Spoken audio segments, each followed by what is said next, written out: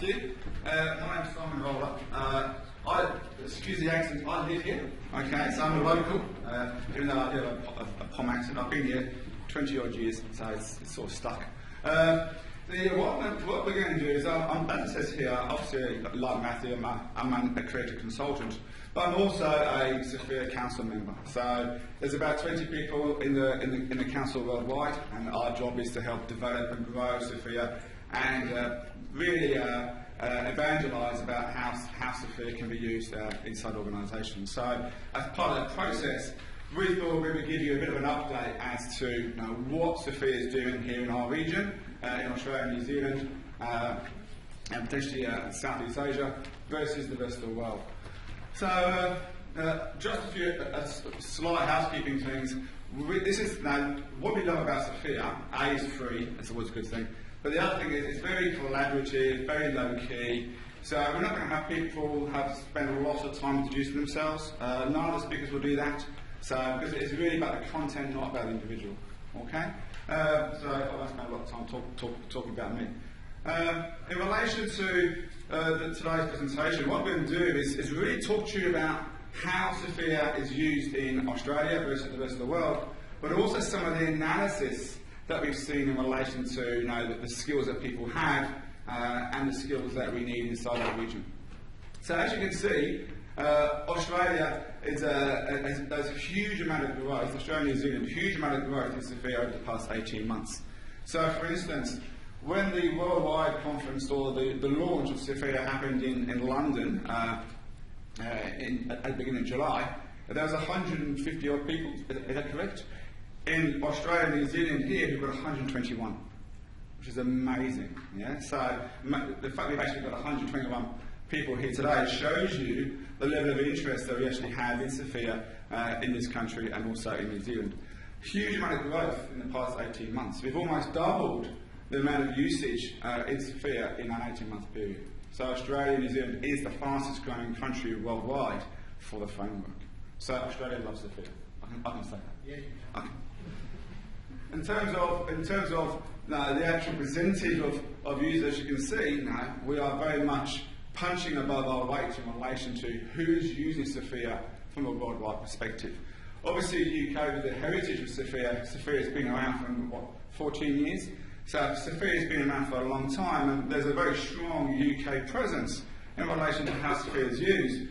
But 22% of the world, we are 22% of the world usage of the framework. That's second only to the UK. And considering the size of Australia and New Zealand, that's a massive endorsement that we've had, and something that we should be very, very, very proud with. The interesting one there is going to be the US. Yeah. So the US and Asia, China, India. So some of those countries are just beginning now to adopt SFIA, and once we see those countries come into play, that graph will obviously change because just the sheer mass of people who are going to be using SFIA will obviously change. In terms of Australia, as an example, so when you look at who's using SFIA inside Australia, our friends Queensland here have done a really good job. Queensland were leading the way in the way that SFIA was used. Okay, they were really much the early adopters of SFIA within the region, and a lot of that goes to the Queensland government. So the Queensland government created their capability leadership framework a number of years ago, and embedded SFIA into that framework. They did a really good job in doing so. They've integrated that into many of the roles that they have inside the Queensland government. They've also integrated that within many agencies who are as part of Queensland government. And we have people here from Queensland government today, as well as organisations like QUT and so on. So there's a lot of focus inside in Queensland, and they've actually taken SFIA to the next level, where they actually integrate SFIA into their panel contracts and their sourcing strategies. So for instance, Queensland, they've actually got an RFP out right now, which actually says if you want to be a supplier of services to Queensland government, you need to go on a panel, and we love filling in panel documents. Let's bring it on. And as part of that process of filling in that that panel RFP type process, they want to know, your financial status, your name of your eldest son, your name of your second eldest daughter, but they also want to know all your SFIA skills in your organisation, which is a wonderful thing, because they want to use that panel to reach into their supplier network and gain access to those skills and those capabilities within their suppliers as part of their extended sourcing and procurement strategy. So we applaud that level of integration. The next one down is probably New South Wales. So New South Wales are doing a lot with SFIA right now. They've created the Government Sector Employment Act, which references the capability leadership framework inside. That's been created by the Public Service Commission. That includes SFIA in many of the ICT roles that are there. And they're using SFIA to try and drive standardisation from an ICT perspective within New South Wales Government, and that's obviously a very important thing that they are doing. And again, there's many people here from New South Wales Government who are actually both talking but also attending the conference today. Victoria is the next one, and they're just starting their SFIA journey. So they've created, they've integrated SFIA in terms of their ICT strategy for the whole of government, and a number of agencies are beginning to use SFIA, as well as we have the federal government as well. So Canberra, a number of the agencies are using SFIA. We have a speaker today, Scott McLeod from the Australian Federal Police, talking about how they're using SFIA in the ACT. So it's again, that was really started by the whole of government strategy around capability development from the Commonwealth perspective, and SFIA was included as part of that strategy, and that came out about 4 or 5 years ago. So there's a lot of things happening, obviously on the East Coast. Some work is also happening in South Australia. Some of the South Australian government agencies are using SFIA. They're using SFIA to help integrate with their suppliers. And there is some work as well happening in Western Australia, and we have some people here from Western Australia as well. So most of the actual activity, I would suggest, has been driven by government within Australia, within the public sector. But saying that, there are a number of educational institutions and commercial entities who are all using SFIA as well. In New Zealand, it's obviously a small country in terms of population, and no surprise, the majority of the people who are using SFIA are based in Wellington. That's mainly because of the public service, and that's where they are focused. But obviously, 33% in Auckland as well. So again, especially from a whole of government perspective, many of the agencies inside New Zealand are very much looking at how they can use SFIA to standardise their skills, standardise their roles, and really share resources across multiple agencies. Okay. One of the main reasons why SFIA got created back 14 years ago was because the UK government were tired of not being able to share resources between different agencies. They wanted an ability to have a BA from one agency work for another agency and have a good articulation as to the skills required to make their work. So New Zealand are going through that same learning and through that same process. As how can we standardise the roles and the skills required by all our agencies, and therefore we can do strategic recruitment as part of that process. So lots of things happening in Australia and New Zealand. In terms of partners and consultants in the region, there's 7 partners in total in Australia and New Zealand. There's 3 new partners since 2013, so 3 new partners since version 5. 2 new partners were accredited but withdrew in 2015 because there was a pricing change associated with consultants and partners, and some people and some organisations decided they didn't necessarily want to maintain that investment. In total, there's 32 consultants in Australia and New Zealand. Now, to put that in perspective, there's only 80 consultants worldwide. Okay? So we have as many consultants in Australia and New Zealand than the whole of the UK. Okay? Because according to the website, there's 32 consultants in the UK.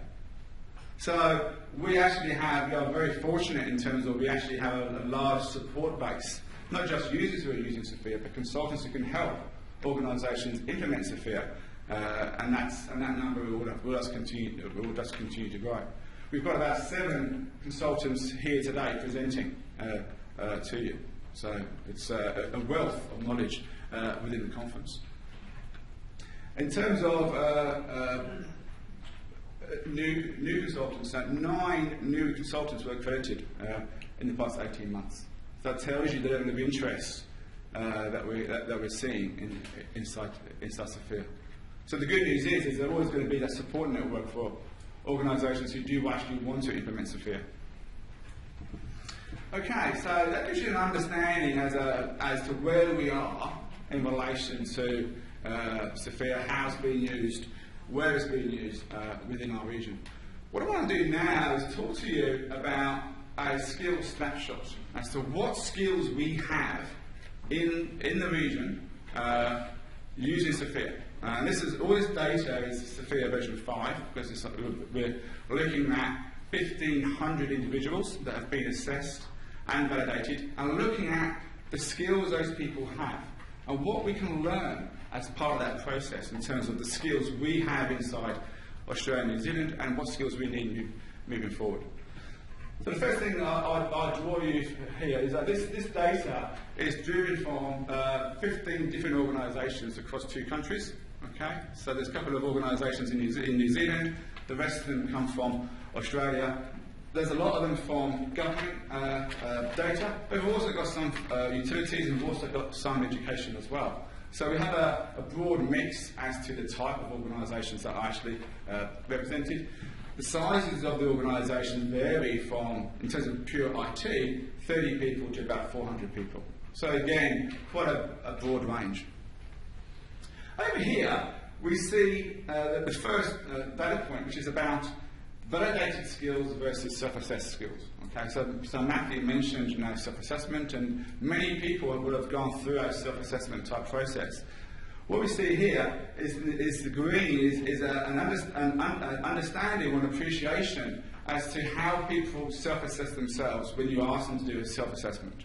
Okay, on average, when we ask people to do a self-assessment, they would do between 13 and 13.5 skills per person. After validation, it generally comes down to about 8.25. And that isn't because people are being dishonest. A lot of it is because they don't actually understand or interpret the skill effectively within the assessment process. Yeah? They get confused as to what a particular skill means, and so on. So when we go through a validation process, we're able to narrow down as to what are the core skills that person may have and take away any ambiguities. Now, as you can see, the actual validated skills are very similar to the unvalidated or the self-assessed. But in areas of strategy and architecture, there's quite a big difference. Yeah?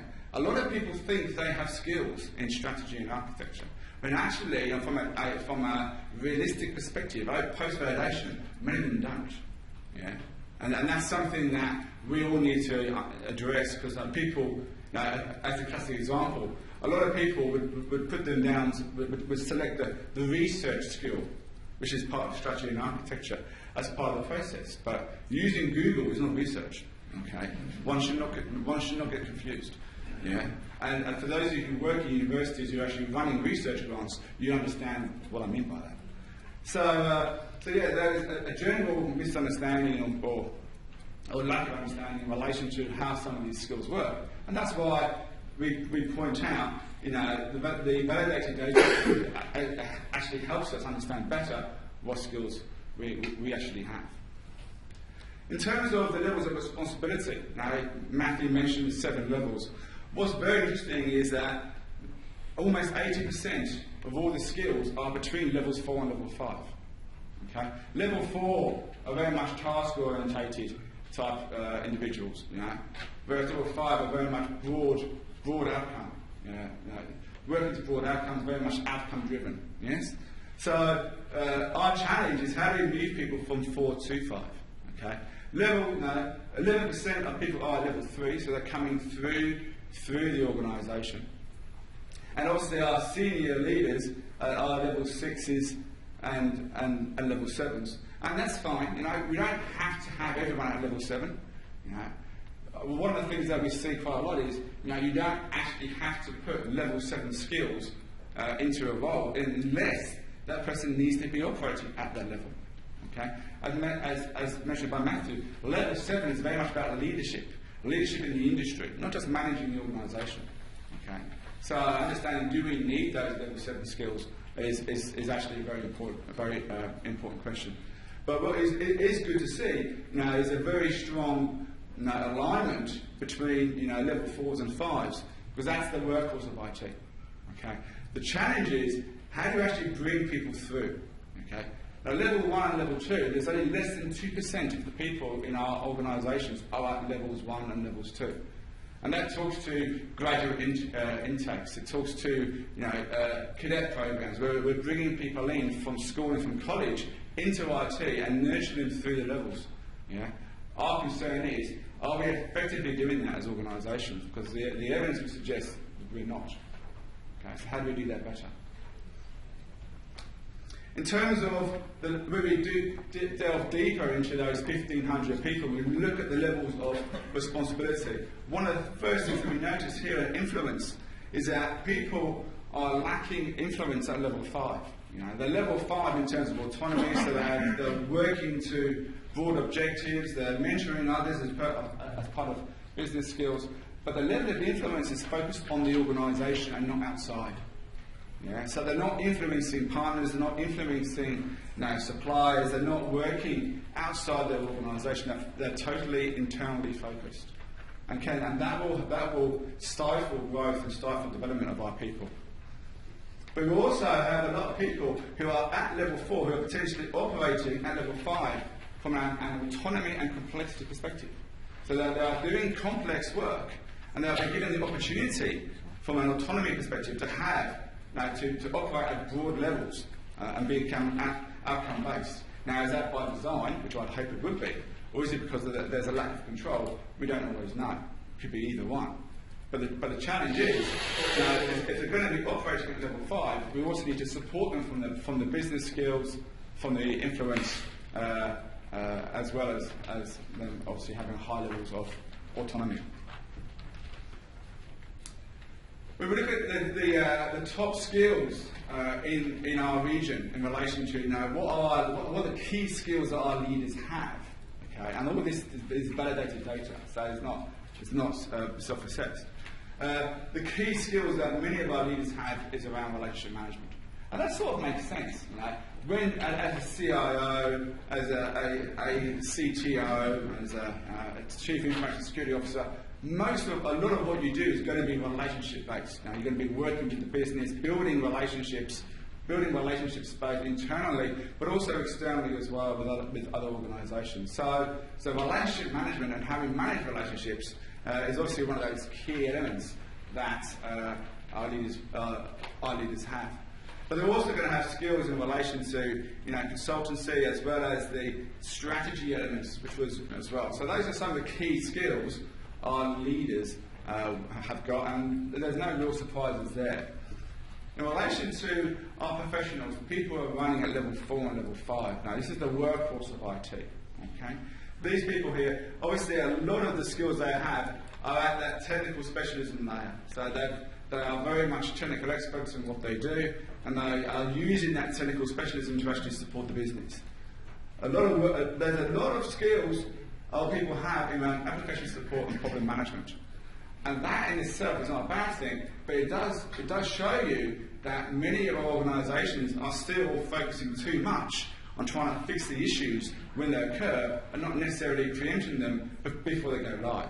Yeah? The fact that almost 3/4 of our organisations have skills in problem management and application support and incident management tells us we're still not probably having effective testing.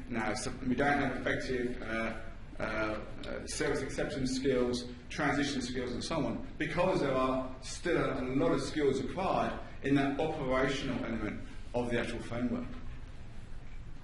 There are some skills in testing and consulting, and system software, the SYSP skill, and again, release and deployment.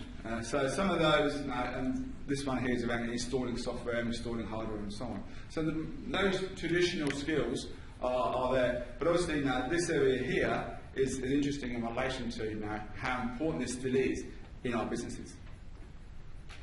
In terms of our foundational people, our foundational staff, the key skills that these people have are going to be around information, content authoring, writing documentation, writing reports and so on, as well as, again, service desk and application support again. So even at the lower levels, we still have a lot of people doing a lot of time in supporting the business from an operational perspective. Now, what we're showing here is a breakdown of the skills of our people within the region, and where there's potentially, if we have a little exclamation mark, this is where a particular skill was not represented or poorly represented at the highest levels. So, for instance, when we look at where we are now, information management, information assurance, and information content and information analysis, which is now called analytics, all these skills, whilst there are quite a few skills in the area, they're not represented at the highest levels. So they're very tactical as opposed to strategic. So when we talk about information management and the importance of information management to our organisations, what the data tells us is that we are very tactical as to how we use information. And we're not strategic. We're not creating that enterprise view of how information is used in the business. Okay? So yes, there are lots of people who are using information, but it's not strategic in how it's used. And we don't have that strategic element to actually make it work. Also, when you look at some of the other skills down here, things like sustainability, management, and so on, those skills aren't very well represented within the framework at all, and we will talk a bit more about that. We've also got, when we look at business change, what's interesting here is that there is a lack of skills in both business process testing and business process modelling. Yeah?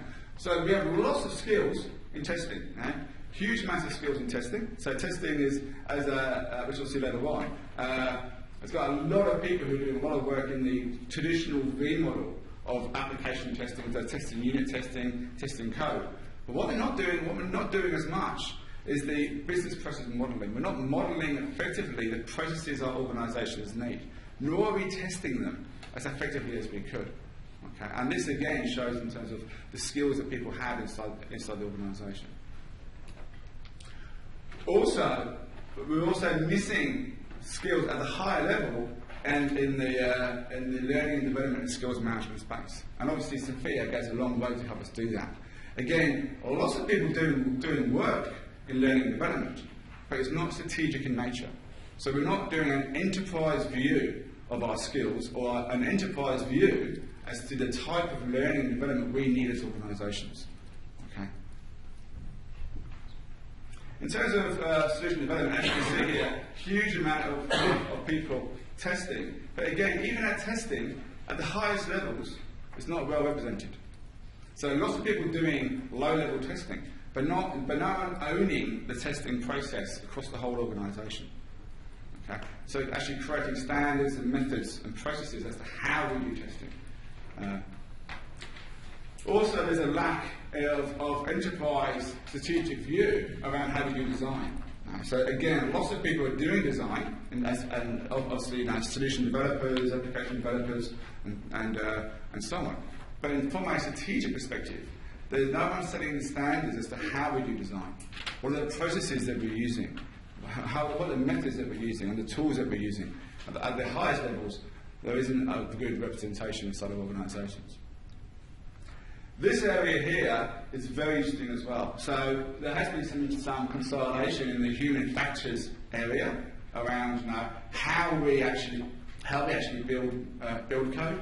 But in terms of the amount of skills that we have loads of people writing programs, lots of application development, lots of testing, but not many people actually understand how our users interface with us.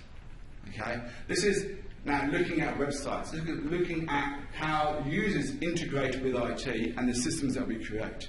So we are still very much, 20 years ago, now we're still doing this. We're still building stuff and then trying to explain to people how these things work, rather than actually doing stuff around user evaluation and user experience to see how do people want to interface with IT and so on.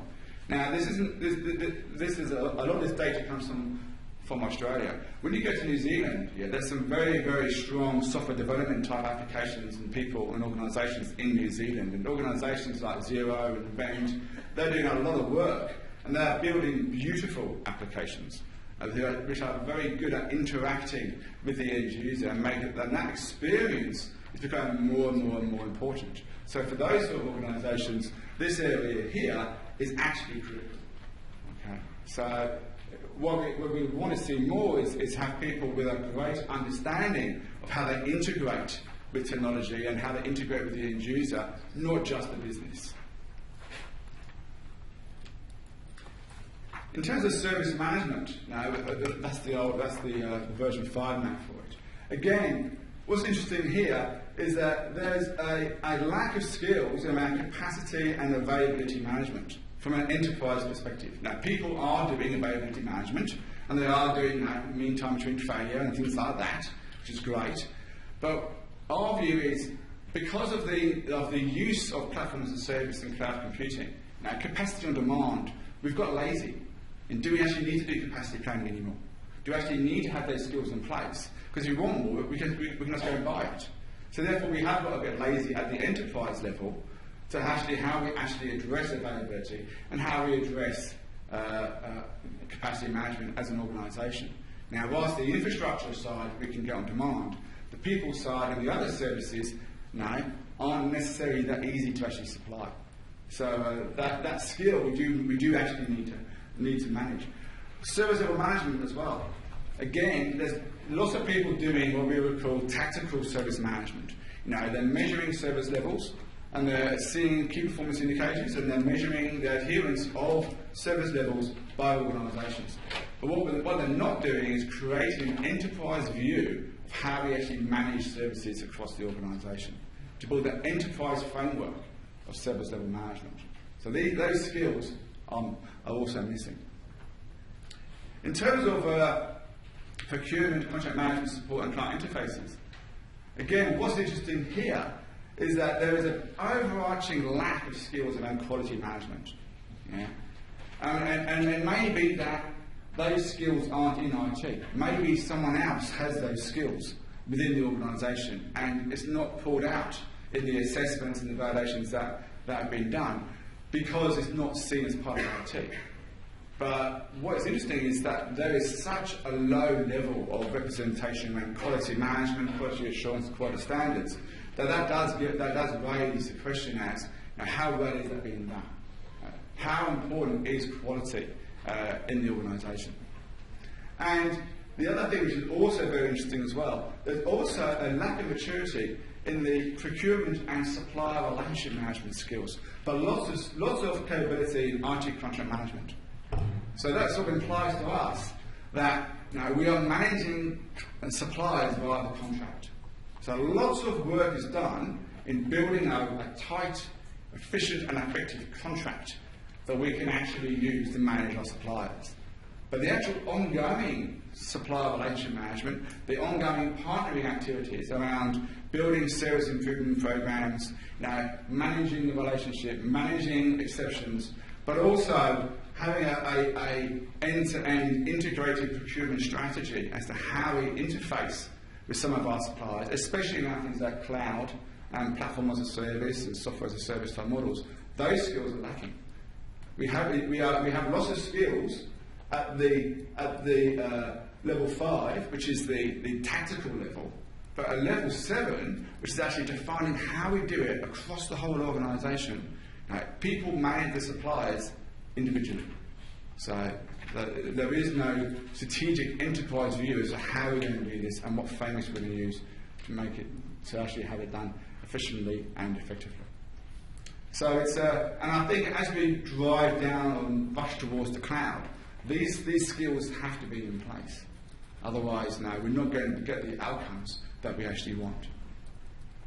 And lastly, now in terms of sales and marketing and client interfaces, now unless you're a service provider, you may not have sales skills or sales support skills, and that's fair enough. You don't necessarily have government organisations or commercial organisations write proposals and sell things. But we still do need a level of marketing. Yeah. You still need to market the value of IT to the organisation so the organisation understands better what we can do. And again, in many of the organisations that we've been in, IT does not have any marketing function. Now, if you're an HP or an EDS or an IBM, they do. Yeah, and they're going to be marketing to the business on a regular basis. And if IT is not marketing its value to the business, then don't be surprised if it gets outsourced. Because if you're not explaining the value as to what you're providing, then what business value does your client actually think they're actually getting? So again, that marketing skill, now there is some skills there, but again it's not strategic in nature. It's not an enterprise view as to how we market to the business and how we actually drive value. So there's a few observations there in terms of the data, and this is, I think, the first time ever in the world we've actually been able to assess 1,500 people across 15 different organisations and actually look at detail at things like levels of responsibility and the skills that we have in our region now, but also what we're going to need in the future. So our top 10 observations. Now, we need to help our people to extend their influence. Yeah, how do you get people from level 4 to level 5? So at level 5, they're mentoring, they're influencing people outside the organisation. They're very much outcome-based. Okay, and it isn't just about putting people on training courses. Now, SFIA is about the application of knowledge, not the acquisition of knowledge. So how do we help them apply that knowledge in an environment to get them to demonstrate the skills they have at level 5? So we can actually get them to that professional level that is recognised by the organisations like the ACS, the BCS, the IITP and so on. Information management skills will be a premium. Yeah. A lot of people, we are very much data-rich, information and knowledge poor. We have an awful lot of data, okay, but we don't necessarily can translate that into knowledge and wisdom. Yeah. So how do we go from data to being more rich in information, and then from there to knowledge and wisdom? So information management skills, which isn't an IT thing, it's a business thing, is going to be a premium in the future, and especially at the strategic level. So how do we get that? How do we drive that behaviour inside of organisations? We need to be more strategic as to how we spend our learning and development dollars, and build more strategic plans around the solutions that we have around learning and development. Many organisations now are going down a path where 70% of their time and their resources is spent on experience-based learning, mentoring, community of practice. Now, you go to some of the presentations today, you'll hear about how you can use SFIA to help build community of practice and mentoring and so on, because that's a really important thing. 70% of the resources that organisations have is going in that mentoring and ongoing development. Yeah? 20% is going on self-paced learning. Only 10% is going on structure-led courses. Okay? So think about, from a strategic level, what are the skills that you need? How can we integrate SFIA into those skills, into those learning and designing packages, and how can we build an enterprise view around learning and development? Because again, those skills are the ones that we're going to need moving forward. As you can still see by that graph, we are still, sad to say, very much focused on building applications rather than understanding how they're used by users, our customers. Okay? So human factors integration, user experience, user analysis, those sort of skills actually help us build better solutions for our clients. Okay? And our customers are becoming a lot more tech savvy, and they're becoming a lot more discerning as to how they use applications. Things like Apple and iPhones and iPads, they've created a whole new level of user experience that we expect. And from an application development perspective, we're still not building sexy applications. So how do we do that? Availability and capacity skills, they're not strategic, they're very tactical, and that may be okay if you buy everything on demand. But if you do have elements within your organisation that are legacy, we still need to have an enterprise view around capacity and availability management. Service level management is very fragmented.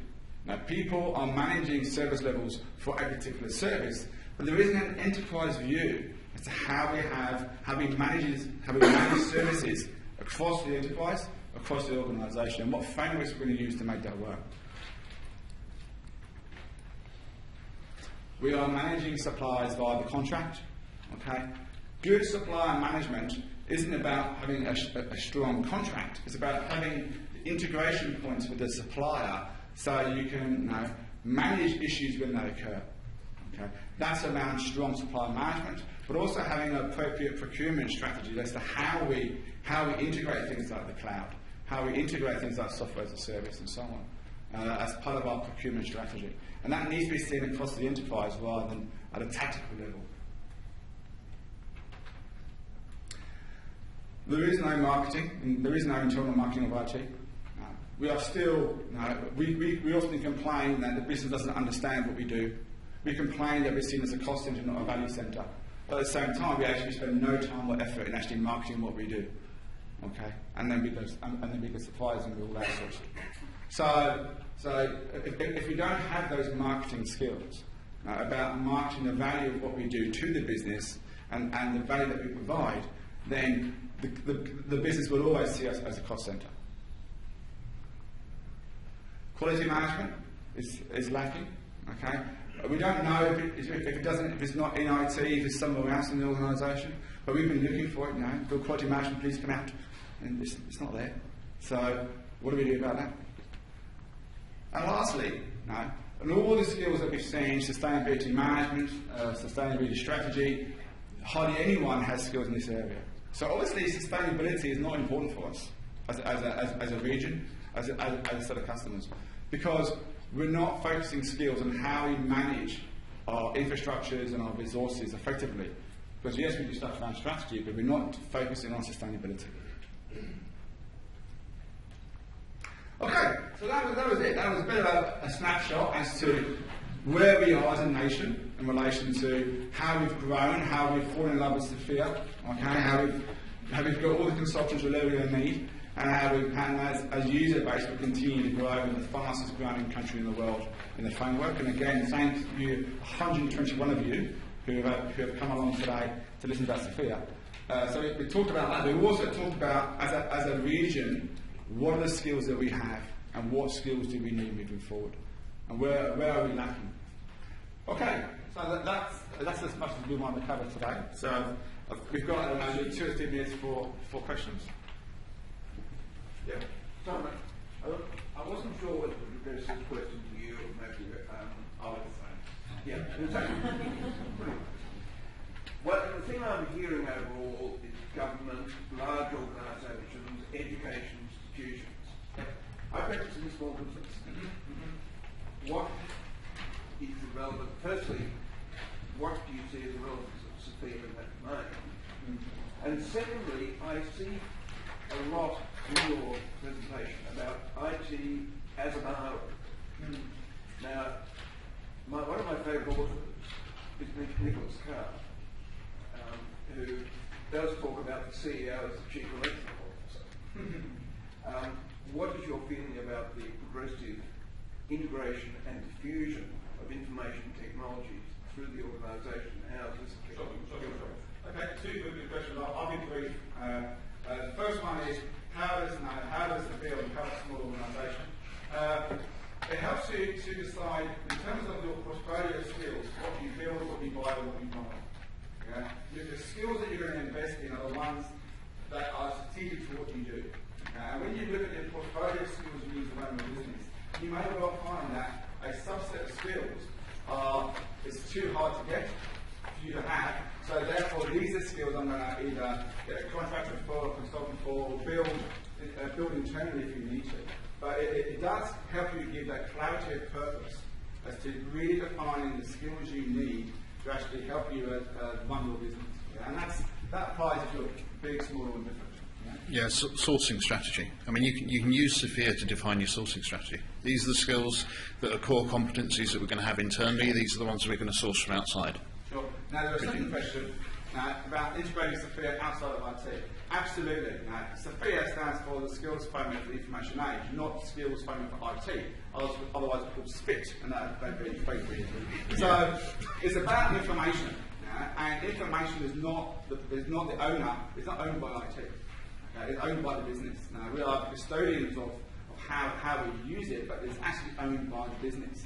So, one of our biggest messages is, SFIA is, it's not trying to do a land grab, but it is for the whole organisation. And what the value that we can bring is to try and break down some of those barriers. And I know some of the organisations that have implemented SFIA, they have broken down those barriers in relation to SFIA. So there's a lot of skills in project management. Project management isn't an IT discipline. In many cases, project management is done very badly in IT. So it's actually a business thing, and business change. So the language of removing IT from many of the skills helps that integration. Yeah, you also find examples like business relationship management, big growth area for those doing ITIL, ISO 20000, those sorts of things. A lot of companies I'm seeing the business relationship managers coming from outside of IT. They're coming from marketing, they're coming from client engagement, and actually using SFIA more widely makes that transition from outside of IT into IT and IT out into the business, even if you think about it as those two terms. It actually makes it easier to do. The last point I wanted to pick up, you mentioned about small organisations and large organisations. So this is absolutely applicable to small organisations as well. Some of the organisations I've worked with have got 10 people or fewer in their IT departments. The difference you tend to find is when we talk about jobs and roles. So the distinction between jobs and roles isn't the same in every organisation, but what I quite often find is in a smaller organisation, an individual's part of their job will do more roles than in a larger organisation. It's perfectly logical. If you've got thousands of people in your IT department, you might have enough major incidents to justify having 5 people doing major incident manager full-time. In a smaller organisation, it's going to be 5% of somebody, probably 3 people's job. So actually, it's one of the strengths of SFIA is because we don't define those roles and jobs, we define the skills.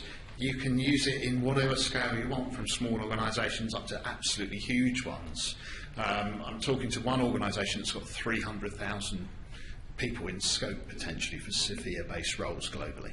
There's one I'm actively working with at the moment. They've got 100,000. That they're currently defining all the role profiles and job descriptions and doing an assessment of all of those people against those.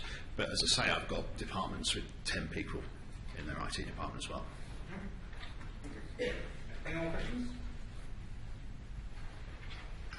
I'm between you and Okay, that's brilliant. Thank you, sir. We're here all day. Yep. And we're tomorrow as well. There is training as well. I don't put admission to this. Foundational and advanced training tomorrow as well, so we're here tomorrow as well. But we'll be around all day as well, so any questions for me, come and look at them. Okay, so a quick time check, and just to thank you, Simon. Thanks very much for that.